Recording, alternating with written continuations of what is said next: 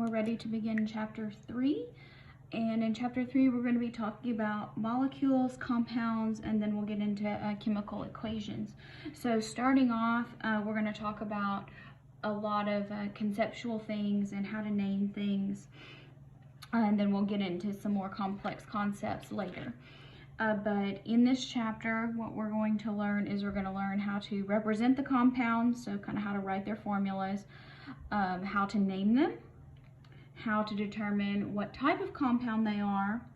We're going to learn how to write and balance chemical equations, and then we're going to talk about how to do math with some compounds and how they're made up. So let's just dive in. And so to introduce the chapter, the book kind of talks to you about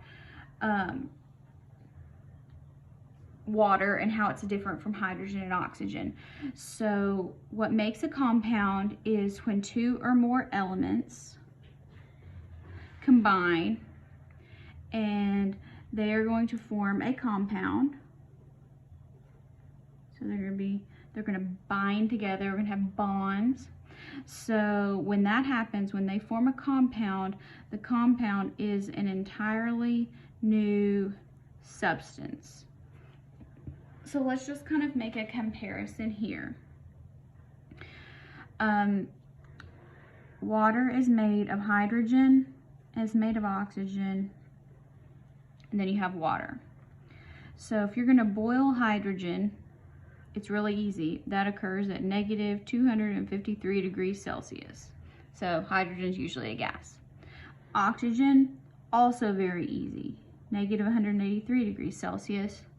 Water, positive 100 degrees Celsius. So their boiling points are very different. And let's talk about their state. So at room temperature, hydrogen is a gas. Oxygen is also a gas. At room temperature, water is a liquid. And then let's talk about flammability. Hydrogen gas by itself is explosive. If you don't believe me, go and look at a video of the Hindenburg. Oxygen, you have to have oxygen in order to have combustion. So that's when we burn things. We'll talk about that later in the chapter. Now, what do we do with water when it comes to flammability?